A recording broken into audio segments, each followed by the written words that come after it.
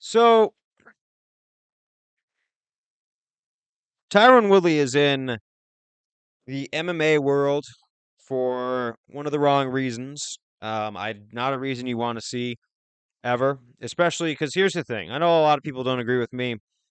I actually enjoy Tyron Woodley's company in the octagon. I think he has his own flavor, his own thing. Now, I know I've watched countless videos on why people don't like him, right?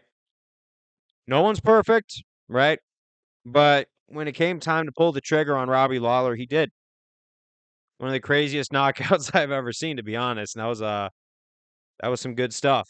Yeah, no, his title reign had a lot of decisions, very close fights. The Wonder Boy fights, the Damian Maya fights. A lot of people were counting him out until he fought Darren Till, and then his stock rose to an all-time high. And then he actually released what I thought was actually a pretty solid single. I'm gonna acknowledge that the one that with Wiz Khalifa that he did. I played it on my speaker. My roommates came in; they were listening to it at the time, and they're like, "Who is this?" I'm like, "Welterweight champion of the world," and we were bopping our heads. It wasn't the best song. I think it's actually, to be honest, it was a more innovative one than 99% of mumble rap or any Suicide Boys style that we typically get in the rap community, because that just tends to be the two things we get. And I don't not like mumble rap, and I don't not like the Suicide Boys stuff, but I got to be in a specific mood for that. And Tyrone really shifted the mood, and I thought it was actually just good to see him step into something he wanted to do. And look, if you want to make a rap song, make a rap song. I actually like to see people's underground beats that they make. I like to make underground beats every now and again. So yeah, he got a lot of hate, but like then we got to fast forward past the Usman fight and then past his downfall in the UFC. We got to look at the Jake Paul fights because those were the ones he shouldn't have lost. You know, even though I'm going to be honest, Jake Paul is such a solid boxer that we never saw it coming, that I don't think that there's a whole lot of shame anymore for Tyron Woodley to do that.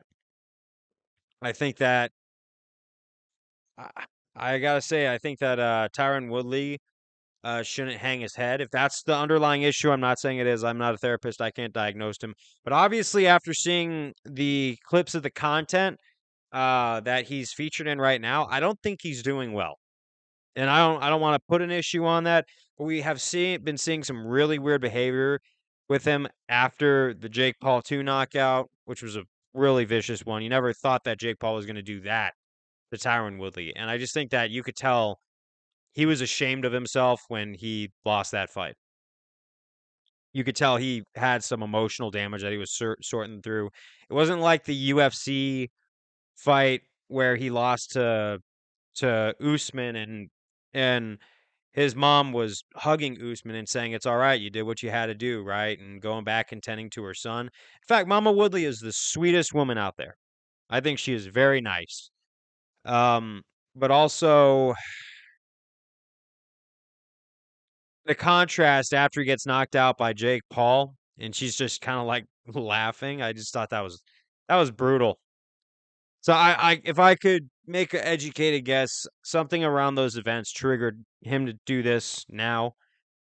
And I just want to know, like, is Tyron Woodley okay?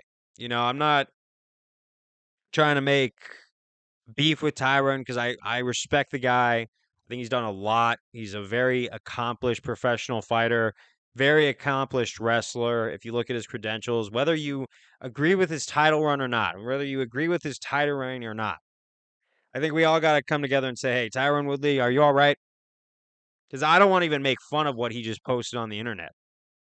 I just want to know, dude, are you okay? Peace.